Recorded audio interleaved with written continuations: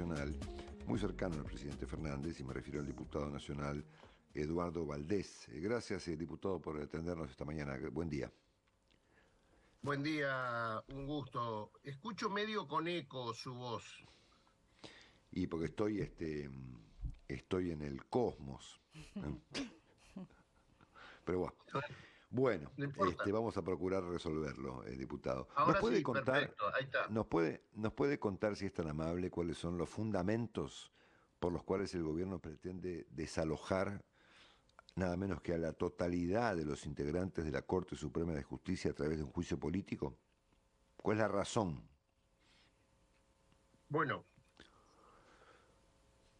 el motivo por el cual 11 gobernadores argentinos y el presidente de la Nación eh, se dirigieron a la Cámara de Diputados para que los diputados sustentemos el pedido de juicio político es en el fallo de el mal desempeño. Y el mal desempeño se trata del fallo de la coparticipación federal, donde el argumento, allí la Corte se atribuye funciones legislativas y constituyentes que están prohibidas por la Constitución Nacional.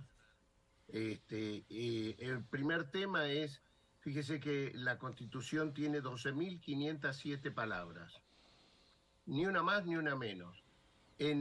Usa dos palabras para establecer que los gobernadores de las provincias son los agentes naturales del Estado federal. No habla del presidente, de la vicepresidenta o el vicepresidente, los senadores, habla de los gobernadores. En primer lugar, los gobernadores le pidieron a la Corte ser escuchados como amigos del tribunal.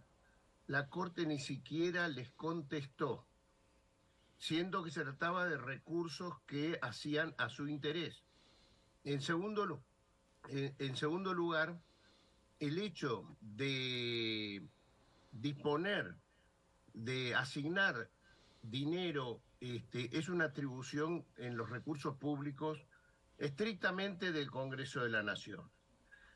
Después también lo hemos denunciado por el tema del Consejo de la Magistratura, donde la Corte no solo deroga una ley declarándola inconstitucional, una ley del año 2007 que regía el Consejo de la Magistratura desde que fue el juicio político a la Corte de Nazareno, y por lo tanto hubo que armar un Consejo de la Magistratura donde estaba claro que el presidente de la Corte Suprema no podía ser el presidente del Consejo de la Magistratura porque producía ese exceso de poder que se dio en esa Corte, que algunos la denominaron de mayoría automática.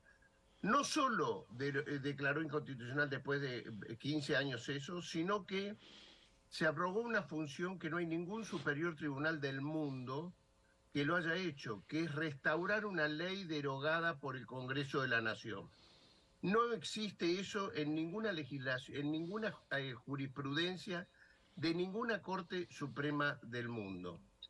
También hemos planteado el tema de el fallo Muiña, que es aquel fallo del 2 por 1 que se conoció, donde allí eh, dos de los actuales ministros, junto con Elena Hayton de Nolasco, eh, violaron el convenio de imprescriptibilidad en materia de delitos de lesa humanidad que Argentina había suscrito con jerarquía constitucional en el año 2004.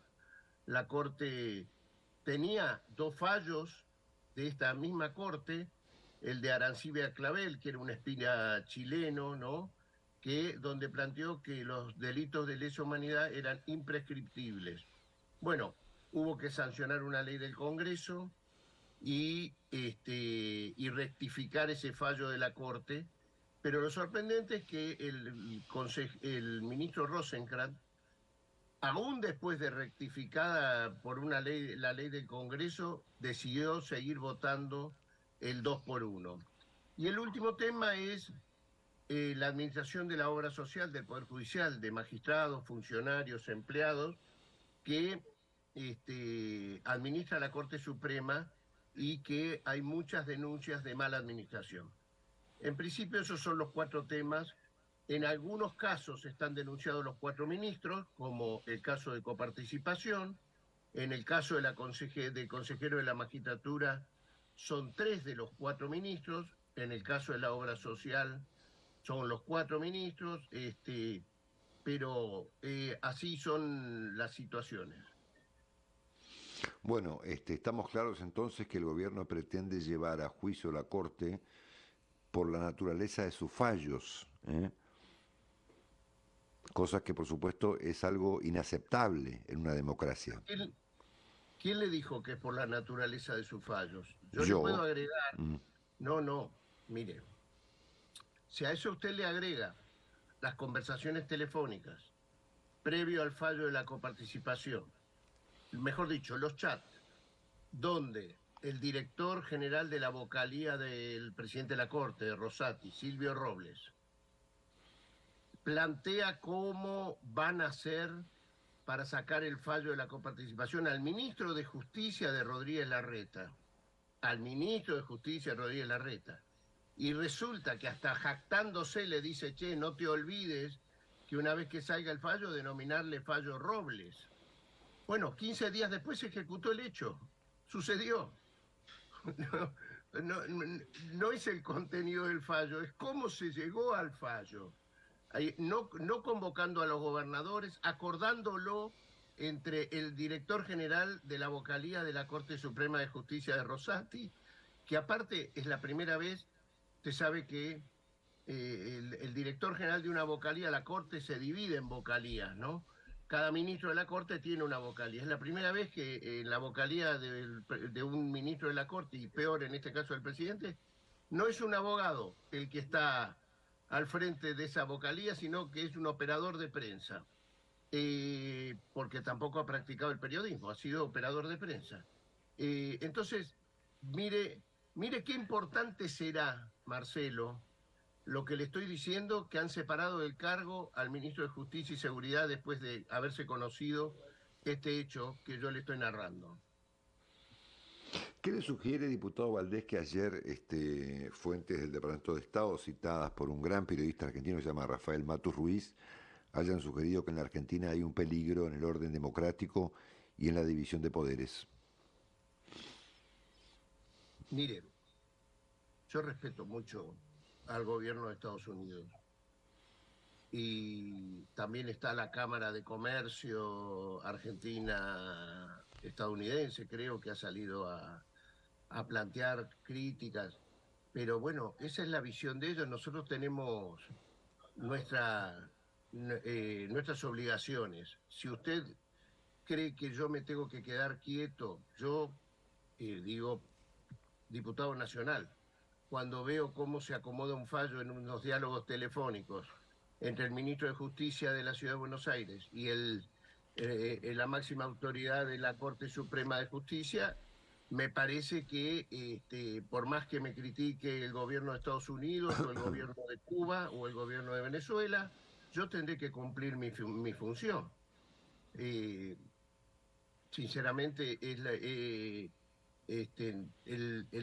frente, esto no es un capricho, mire, lo único que yo nunca imaginé en mi vida, bueno, hubo varias cosas que no imaginé en mi vida que tuve que hacer, pero esta, le juro que nunca imaginé que yo iba a encabezar un pedido de juicio político a los ministros de la Corte. No son de las atribuciones, no son de las cuestiones más lindas que a uno le toca hacer, pero lo vimos, lo percibimos. Todavía esta Corte Suprema, fíjese, Marcelo, estamos esperando, se reunió 4 veces el Pleno. Nada dicho de lo que sucedió en Lago Escondido, donde los altos jueces de las cámaras de casación... Sí, pero la Corte no tiene que ver con, la Corte no tiene que ver con pero eso. ¿cómo? Pero perdóneme, si la Corte se ha arrogado la presidencia del Consejo de la Magistratura, el señor Rosati, tiene las facultades de superintendencias de los jueces. ¿Cómo que no tiene nada que ver? Le aseguro que tiene todo que ver. Lo que pasa que en ese tomar el Consejo de la Magistratura lo intentaron paralizar, pero ¿cómo no va a decir el presidente de la Corte Suprema, aunque no fuera el presidente del Consejo de la Magistratura, el proceder de esta situación? Ha habido asociaciones de abogados, Ha habido colegios de abogados que le ha sorprendido la conducta. No podemos naturalizar hechos que no son normales. Imagínese si eso pasa en Estados Unidos, por mucho menos. Mire lo que a Biden hoy lo están cuestionando por tener documento en su despacho de senador, creo que, ¿no? Y la verdad, y le quiero contar una cosa.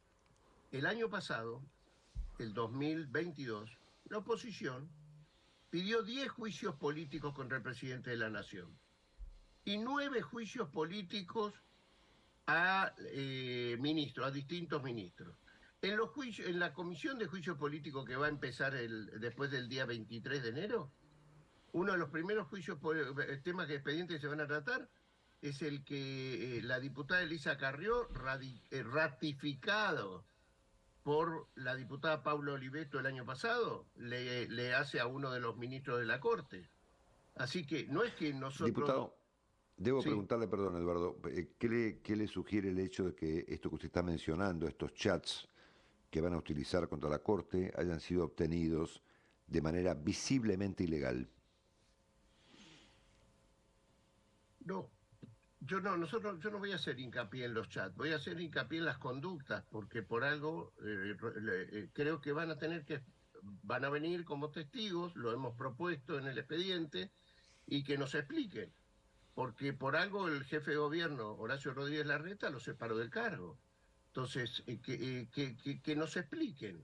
Y lo que sí que hemos propuesto es pedirle a la DAJUDECO, a la Dirección de Comunicaciones que tiene la Corte para las cuestiones telefónicas, que nos dé una prueba informativa de cuántas comunicaciones, no del contenido. No estamos sugiriendo intervenir teléfonos, estamos diciendo que nos den la información de cuántas llamadas telefónicas ha habido entre los teléfonos del director general de la vocalía del presidente de la Corte y del ministro de Justicia de Horacio Rodríguez Larreta, Robles y D'Alessandro.